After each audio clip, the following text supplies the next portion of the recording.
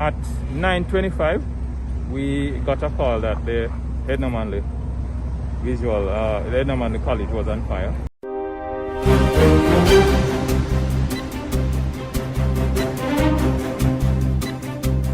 When we got here, we realized that it's the upper floor of the textile building, which is the building that you are seeing there now. We responded with 3 units. Those 3 units are now in operation.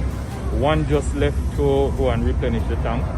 As it is now, the fire is under control, almost extinguished, and we will be carrying out investigations to try and ascertain the cause of the fire. There were no injuries or no deaths reported. If there were students there, one student reported that he smelled smoke, and he is the one that raised an alarm.